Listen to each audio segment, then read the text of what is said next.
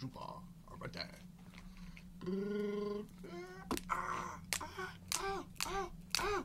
Ow. Seriously, man. That hurts. Oh, well. So, nerd to me is a college student who wastes Netflix on either getting the Power Ranger movies or the Power Ranger series so that they can rip them and make them their own DVD. My definition of a nerd is someone who is socially abstract. Someone who has obsession with a certain thing, maybe a movie or a show or...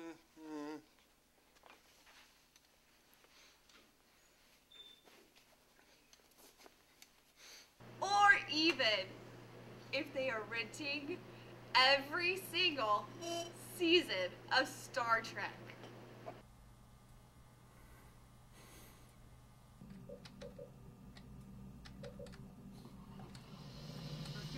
And they have a weird overbite, you know, like teeth that are about the size of, I don't even like, like front teeth like in the size, just like the size of a postage stamp or something like that, and these goofy looking glasses and everything like that. So just, yeah, there's a very negative image of that, even though I call myself a nerd. Well, what qualifies me to be a nerd, really, I guess, is, for the most part, it's just something I've kind of been raised in. I'm the youngest of 4 kids, and all of my older siblings grew up watching Star Wars. My oldest brother was 5 when it first came out, and so I've always just grown up with it being sort of indoctrinated in.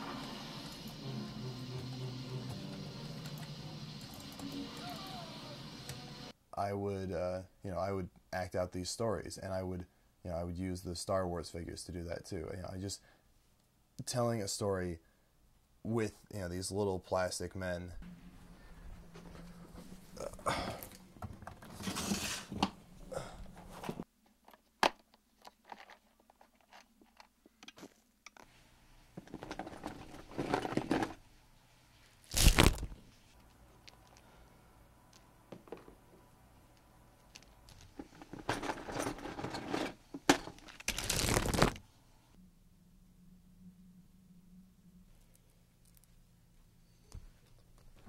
I believe that holding on to these action figures is a way of still holding on to that primal essence of writing that I have, that I will still, I don't act out stories with them as much, but it's just sort of a childhood love that I have, that I still have, that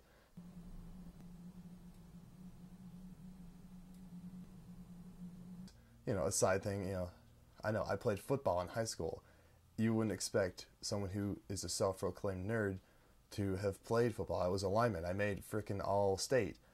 But, that's just part of me.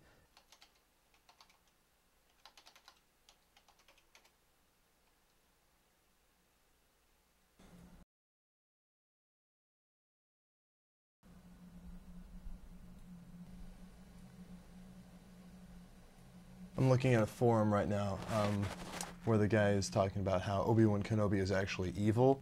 This is one thing you'll get a lot of, is people with just out there opinions that they've kind of come up with on their own. It says, on Mustafar, when Anakin and Obi-Wan fight, there are several points that Obi-Wan breaks the Jedi code, and the most obvious of the guy needs to learn how to use spell check. My first R2-D2 figure, it was I remember just with my mom, I kind of had to beg her to give it to me. It was one of those, I remember I was doing homework and she brought it home for me. She knew I'd been wanting it, and she ended up telling me that I couldn't take it out of the packaging until I'd finished my homework. And there it is, still in, really good shape, I think. It's just one of those, classic figures. It's just very iconic to the series.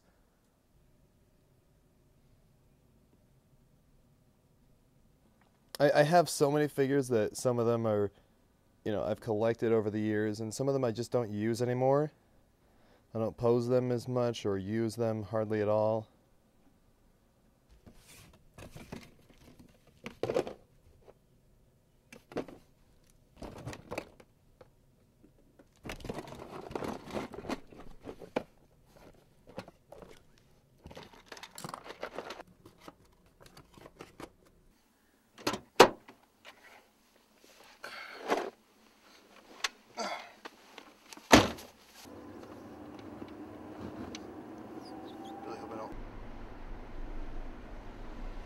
I'm just driving right now, but the important part is where I'm driving. I'm taking the figures that you guys saw me that I got boxed up earlier.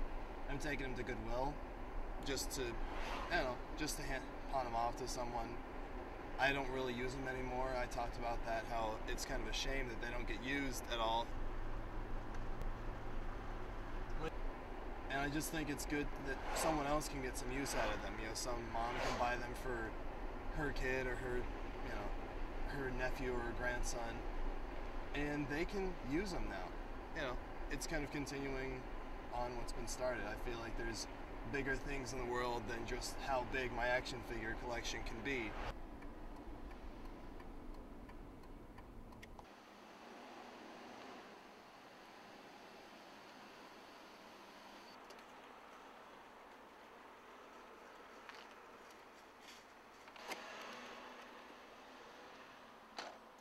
Alright. May the force be with you, R2. You've served me well.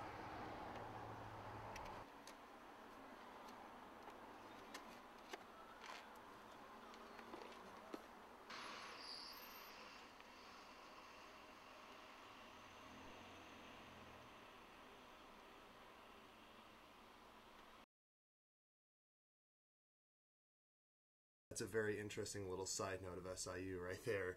The paperclip mic stand.